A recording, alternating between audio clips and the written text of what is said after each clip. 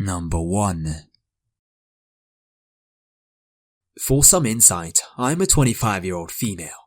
This particular incident I'm about to describe happened a couple of years ago at a bar my friend and I frequented weekly. Looking back on it, I realized how much danger we were in and how fortunate we were to come out unscathed. Also, I apologize in advance for how long this is. I tend to be very detailed in my storytelling. So, before I get ahead of myself, allow me to rewind to a couple of hours before this incident. It was a few hours before my friend had to go into work, and we had plans to grab a few drinks before she hung up her shift at a local bar. I had just arrived at her house, and we were on our regular walk to the bar. Note, not the same one that she works at, which is not by means a long distance, but does involve weaving through some shady areas in a dark trail that we sometimes take when it's still light outside, and there is enough of us that we can handle ourselves. This night though, it was just me and my friend, and it was very dark, so we took the longer way. I remember thinking how menacing the moon looked as it glowered an eerie orange in the night sky. A premonition maybe, eh? Probably not. I'm just a very observant girl. We made it to the bar safe and sound, and we were in the middle of ordering our drinks when a group of 9 men, all decked out in business suits, entered the room. Upon second glance, we noticed they had a woman with them. She was young, appearing to be in her early 20s, and unlike the men whom were dressed like they were about to sit down for a business conference, she was dressed in casual jeans and a t-shirt. This was the first detail I noticed that seemed odd to me, but I shrugged it off. I didn't know them, and it was none of my business. As far as I was concerned, they were just a group of businessmen who had just come back from a long and probably very boring conference, and now were just unwinding for the rest of the night. The woman was probably a friend of theirs that met up with them along the way. No big deal at all.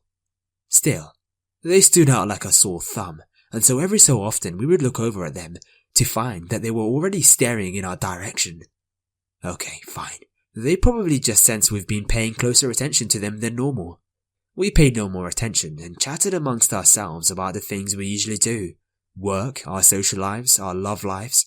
Nothing that anyone would find to be of great interest. I tuned out of our conversation though when I felt the men's eyes on us again. My ears perked at the mention of a few notable key words. 2 girls. Very pretty. I want the blonde. My stomach clenched. If they were talking about us, I was definitely the blonde girl. My friend's hair is as dark as night, and me just the opposite. With the way they were looking over at our table, I knew they meant us. Needless to say, I was instantly uneasy at the idea of 9 random men talking amongst themselves in hushed voices about me and my friend. Then, to my dismay, the woman of the group came over to our table. This caught my friend's attention too, and her eyes scanned the woman with an expression that mirrored my own. The woman smiled brightly at us, instantly giving off a friendly vibe. Too friendly. I hope this doesn't come off as creepy, but I just wanted to tell you that you girls are absolutely beautiful, she said. Oh, thanks, I said, instantly wary. My friend nodded a thanks too, barely looking at her, but she too looked uneasy. The woman seemed to take this to mean an invitation to sit with us because that's exactly what she did. Before I realized what was happening, she had scooted into the booth to sit right next to me. See those guys over there? She said, pointing at the table of men from which she came from. Yeah? Well, they've been wanting to talk to you girls from the moment they saw you both, but, you know, they're really shy, so they asked me to come over here and talk to you for them. Ah, that's nice, I said, completely baffled by how weird all of this was. If they wanted to talk though, they could have just come over, right? I told you, they're shy, she said, and then giggled like a schoolgirl that made her seem way younger than she was. Yeah, I thought, all 9 of these fully grown men are surely too shy to talk to a couple of young 20-something-year-olds. See the cute dark-haired one with the beard on the far left? She asked, pointing to one of the men at the table that fit that description.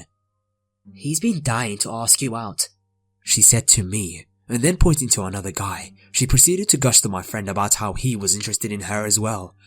When we didn't look as enthused as she expected, She prattled on about how she had known these men all of her life and how sweet and trustworthy they were, and that we just had to take her word for it because she's a girl too and she has our backs, something like that. Yes, how very convenient that the supposedly sweetest guys of the group had an eye on each of us, respectively. I fought the urge to roll my eyes at how obvious of a setup this was. I waited impatiently for her to just cut to the chase and get to the proposition she had clearly come over here for. I know how this must look to you girls, and you're probably used to this all the time. I totally get it. I would think the same thing too. Us girls, we have to look after ourselves, right? Yes, she actually had the nerve to say this. You seem like smart girls, but you have nothing to worry about. I've known these guys since we were children, and they wouldn't harm a hair on anyone's head, much less two pretty girls like yourselves. More flattery, more grooming. I had to hand it to her. This girl was a crafty manipulator. She was telling us everything a girl in our position would want to hear, playing the female ally card to gain our trust. It was becoming blatantly obvious what role this woman played in these men's agenda. A female pursuer would seem much less threatening to young females. I was disgusted. Anyways, the guys and I are about to leave to the nearby club. And then she mentioned the name of a local club, and continued to say that she would love us to come along. You can come your own way, and meet us there if you are more comfortable. They totally understand. They're totally gentlemen. I bet. And don't worry, they'll pay for everything. Final red flag unleashed. This was far shadier than the motives of your average pickup artist. My friend and I shared a look of bewilderment from across the table, and then nodded in understanding as we came to an unspoken agreement as to how to deal with this situation. Well, we appreciate it, and tell them that we're flattered. My friend said politely with the fakest smile I've ever seen her muster plastered on her face. But we're just leaving in a minute. The girl frowned now, not even bothering to hide her disappointment. But why? Where are you girls off to? My friend then shot her a look of annoyance, clearly put off by this woman's nosiness, but she said, I have to work in 30 minutes. This actually wasn't entirely a lie. My friend was due to come into work, but not for a few hours. And this is when the girl's demeanor changed. Gone was the personable and sweet girl trying to be our friend to reveal a fucking snake. I'm not even exaggerating. In seconds, this woman transformed before our eyes into a stone-cold predator. She was still speaking in the same friendly and polite tone, but her smile had twisted into a sneer and her eyes had narrowed into a beady slits as she glowered at my friend. How much? What? My friend asked, completely baffled. How much would you be making tonight? She asked, although it sounded more like a demand than an inquiry. My friend divulged the moment. The girl nodded and then walked off. We thought that was the end of it, and we breathed a sigh of relief. We could see she looked like she was conferring with her comrades about something, and then, before we could move a muscle, she was walking back towards our table looking more menacing than ever now. She took her seat next to me again. What if I told you we would pay you twice the amount of money you'd be making tonight if you come party with us? She asked. I'd say that's cool, but like you guys would do that anyway, my friend said with a strange smile. The girl then grinned, taking out her purse and putting out the fucking fattest wad of cash, dumping it on the table in front of us. Our jaws dropped. This is triple the amount you'd be paid tonight, she said. She even counted it for us. Now, we knew something was terribly, terribly wrong, and that her male friends weren't just pickup artists or even rapists. This was a business conference after all, just a very different kind. Okay, my friend blurted out. I shot her a look that read something like, what the fuck are you doing? But she insisted that we were going with them and that it would be fun. Here I was, worried that I would have to do some serious damage control when she said, we'll go, I just have to go to the bathroom and freshen up. Oh. The woman seemed pleased with this, and smiling, she put the money back in her purse and walked back to the table. One of the men looked over at us, smiled, and waved. We jumped up from our seats and practically raced to the direction of the washrooms, which is in a hallway right around the corner that would conceal us from their praying eyes. As soon as we got the chance to talk, we shared the same thought that these people were running a sex trafficking ring and that we needed to get out of here now. Our plan was to take the back exit, which was further down the hallway from the bathrooms, but after some deliberation, we considered that the woman might be onto what we were really planning on, and that she might be waiting for us on the other side of the door. The back door also led to an alley, and we agreed that especially in a situation like this, it was far too risky. As luck would have it too, my friend's phone was temporarily out of service, and mine was dead. We decided that we would have to enlist the staff members' help. We walked back to the table and told them that we would be going with them just as soon as we order our drinks. One of them offered to get it for us, but we were already power walking over to the bartender. We told him everything. They must have noticed we were talking to him for longer than was necessary to order a few drinks, and thank God they booked it out of there. All the same, the bartender told us not to go out there as they might be waiting for us outside, and that he'd call a cab for us to make sure that we got home safely. Thankfully, when our cab arrived and we stepped outside, half expecting them to jump out of the shadows and conk us over the head with bats, there was nobody in sight. We hurriedly climbed into the cab and took it back to her place. I'm fully convinced that if we had agreed to go with them, we would have been drugged and sold into a sex trade. I'd probably be holed up in some prison somewhere across the world right now.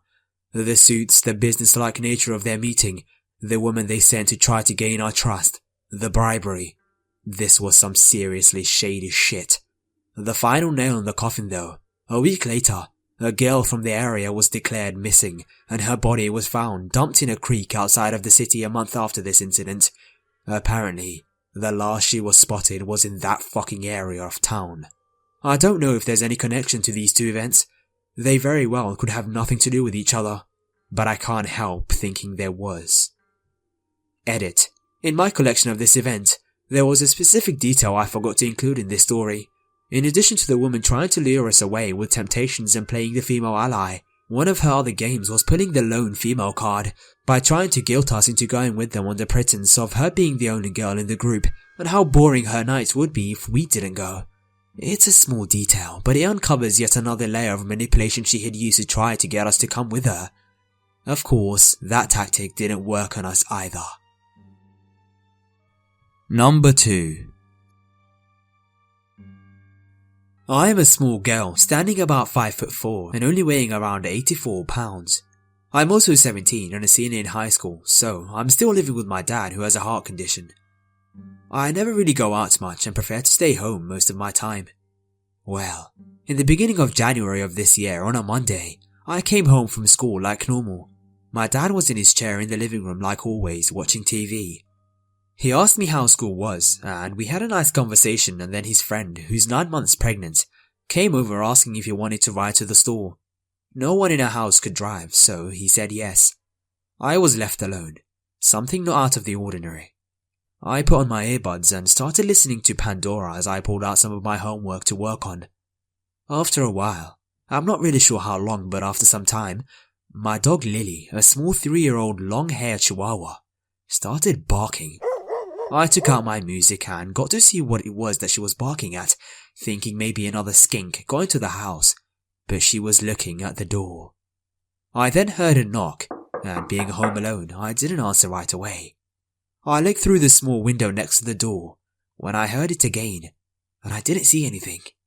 Then, I thought maybe one of my neighbor's kids I babysit from time to time needed something.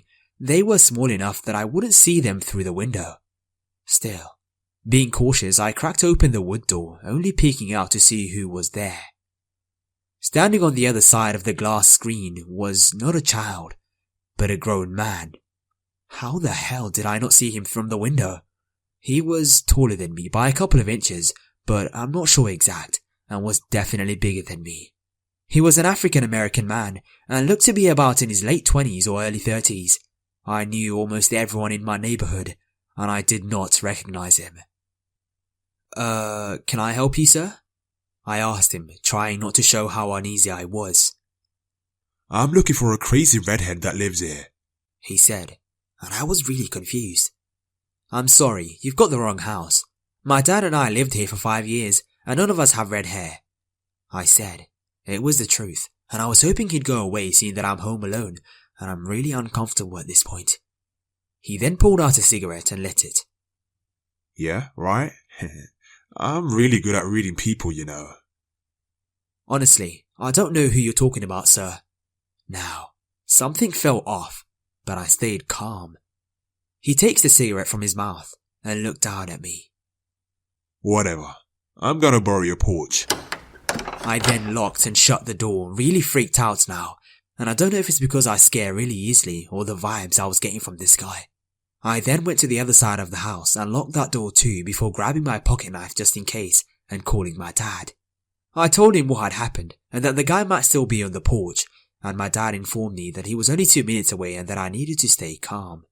I kept my knife in my hand and sat in the family room in the middle of the house and waited.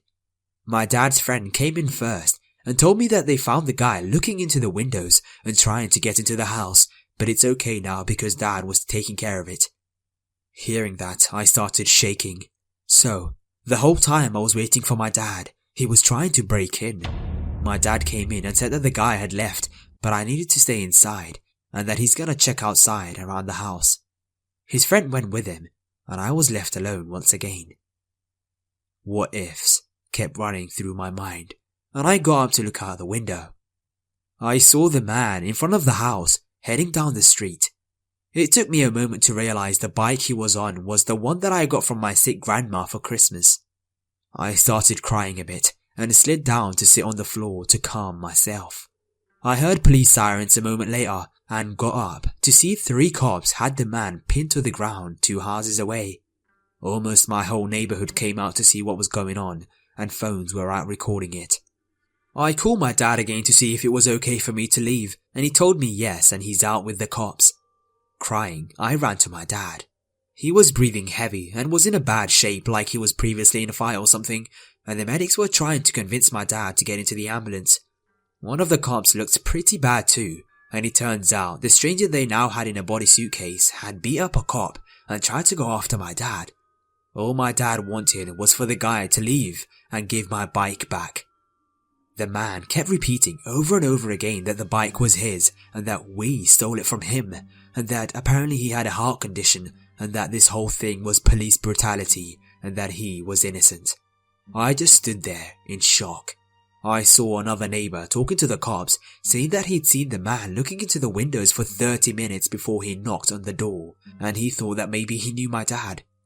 That creep was there for half an hour before I opened my door. It turned out one of the cops was my old middle school recourse officer, and seeing how scared I was, he came over to me and talked to me about what had happened so I didn't have to talk to a cop that I didn't know. After everything calmed down, Dad walked me and the bike home. Dad took his medicine for his heart and decided to stay home that night instead of going with friends like he planned. So, his friend came over to our house to watch the place and hang out. As I lay down to go to bed, I remembered something I wanted to ask my dad. What exactly did he say to the guy before he took off with my bike? And what did the guy say to him before Dad told him to leave? I got out of bed to ask, but stopped at my door when I heard Dad telling his friend the conversation he had with the stranger before coming in to check on me. The last thing Dad said gave me goosebumps and made me go cold.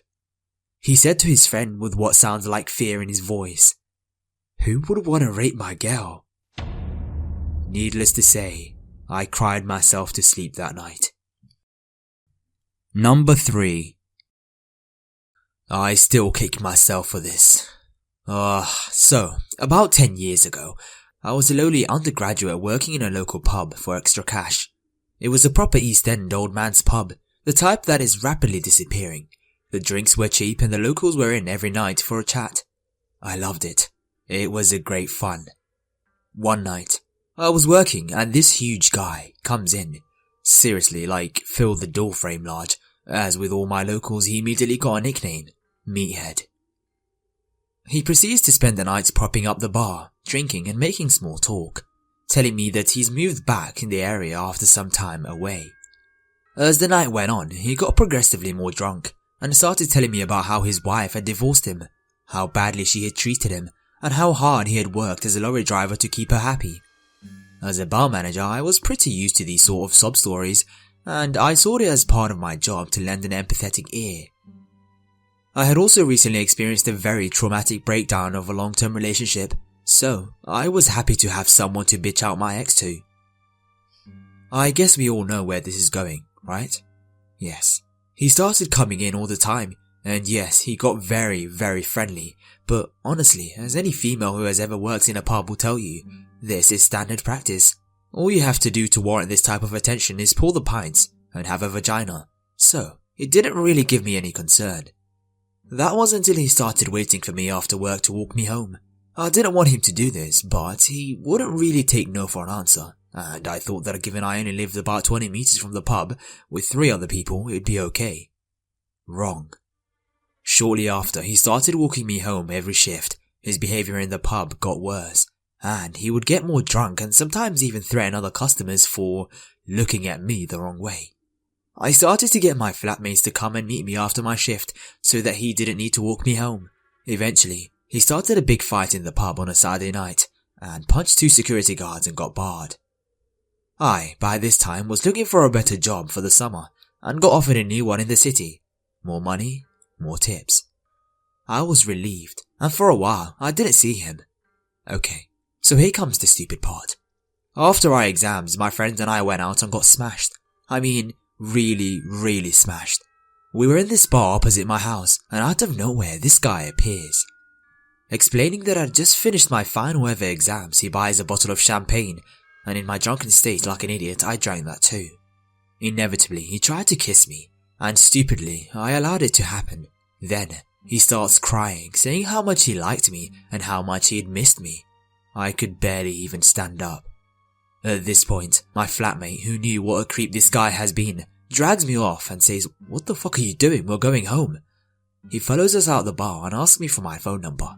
And then I told him that I made a mistake and that I had a boyfriend now and that I wasn't going to give him my phone number.